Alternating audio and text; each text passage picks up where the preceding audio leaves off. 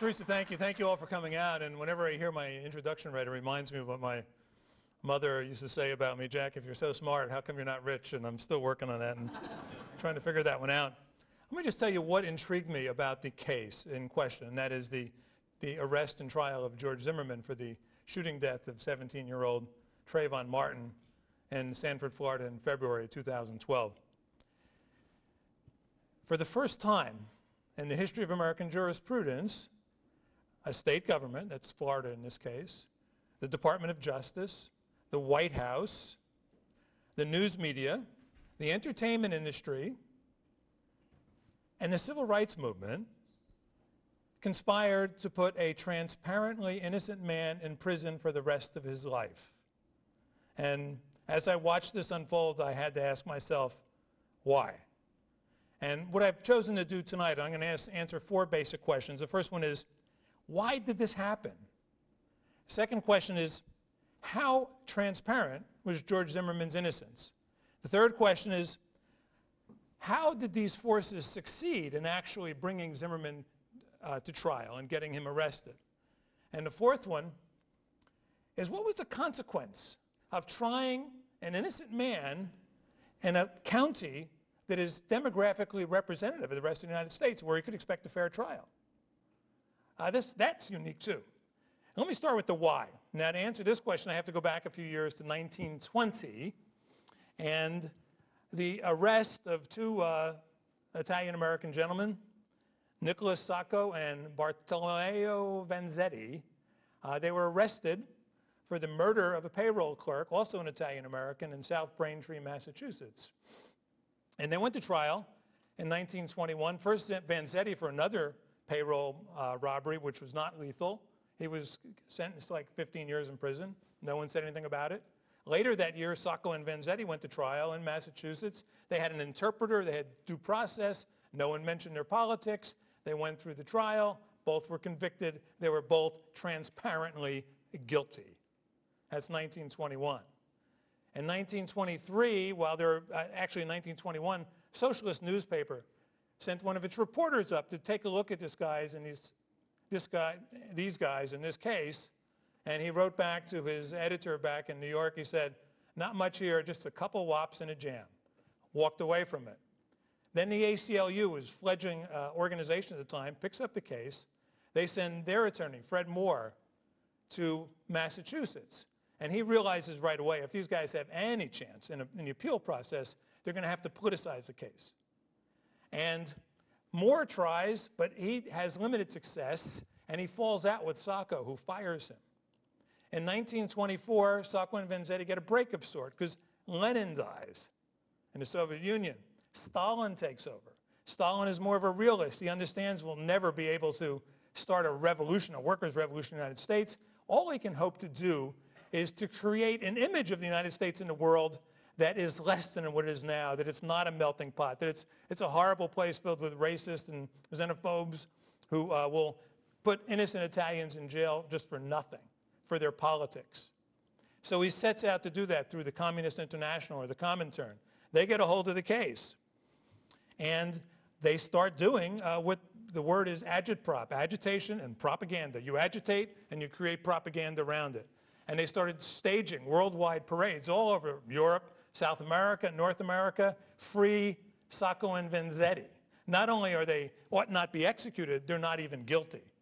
Because the Soviet thought process at the time, they sometimes called it lying for the truth. You just tell lies. It's the first time, really, in the history of America where you introduced conspicuous lying just for the sake of it, just to get your way. And neutral facts went out the window. They simply did not care. Now, as in 1925, 26, as is today, when you create a cause like this, you attract a lot of celebrities, literary celebrities at the time. They included, these are just the people who wrote about the Sacco and Vanzetti case. John Dos Passos, and the Vincent St. Malay, Catherine Ann Porter, Felix Frankfurter, Upton Sinclair, all wrote books or plays. And the night of August 27th, when they were to be executed, now there were violent rallies going on around the world. Violent in Rome, Berlin, Paris, London. And outside the penitentiary in Massachusetts, Catherine Ann Porter, who later go on to win a Pulitzer Prize, was among the protesters. And she turns to the communist who's organized this protest, and she says, my gosh, I hope the governor intervenes. I hope Sacco and Vanzetti will be saved. And here's what Catherine Porter says about what the communist organizer said as a woman. She said, saved? Who wants them saved? What earthly good would they do us alive? And the whole purpose of the agitprop was to see them killed. That way you could continue to perpetuate the narrative that America is an evil, heartless, xenophobic, racist place. If justice intervenes, that ruins the narrative. So keep that in mind, because we're going to come back to that. Among the people who was writing about the Sacco and Vanzetti case at the time was Upton Sinclair, best known for his novel The Jungle, which many of you were probably forced to read in high school, back when people actually read books in high school. And Upton Sinclair was in the verge of writing a 2-volume documentary novel about the Sacco and Vanzetti case. And he was halfway through it when they were executed. And he started having misgivings, and he sought out Fred Moore, the ACLU attorney that Sacco fired. And here's what he wrote to a friend of his about his interview with Moore. Moore told me that the men were guilty, and he told me in every detail how he had framed a set of alibis for them. Now, here's the kicker. My wife is absolutely certain that if I tell what I believe, I will be called a traitor to the movement and may not live to finish the book. So Upton Sinclair finished the book as he was expected to finish it. Poor innocent Sacco and Vanzetti, victims of American xenophobia, martyred for the cause.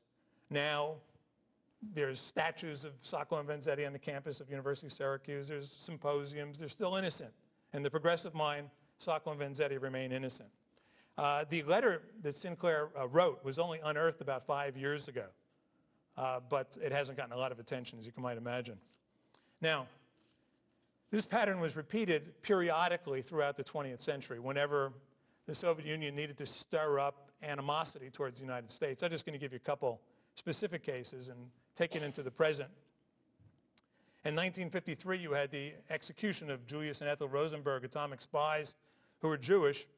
Now, the judge in the case was also Jewish. That was forgotten, because now they could make it, the United States is not only xenophobic, but it's also anti-Semitic, and thus they were executed.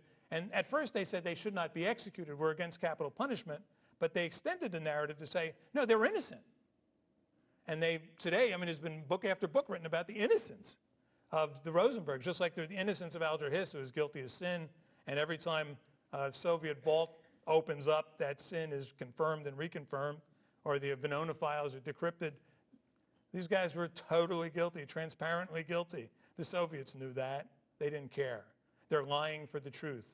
Istina, little truths, irrelevant. Pravda, larger truth, is what rules. In 1977, Leonard Peltier, now we move into American Indians, part of the American Indian movement, shoots 2 FBI agents in cold blood, still being celebrated for his innocence today. He was tried, convicted, fair trial, totally guilty. And I still see, if you drive around Douglas County, you'll see bumper stickers, free Leonard Peltier. And that took place 35 years ago. Hurricane Carter, boxer, multiple murder, Paterson, New Jersey. Tried twice for murder, in 1967, 1976, convicted both times. When he was out on leave between trials, he took his female manager and beat her near to death. And at the same time, Bob Dylan was writing songs about Hurricane Carter and singing around the country. He was finally released on a technicality some years later, but that allowed his champions in the media to make him innocent once again. And yet he was convicted twice. And again, fair trials, multiracial juries, et cetera. My favorite in this world of bizarro innocence is Mumia Abu-Jamal.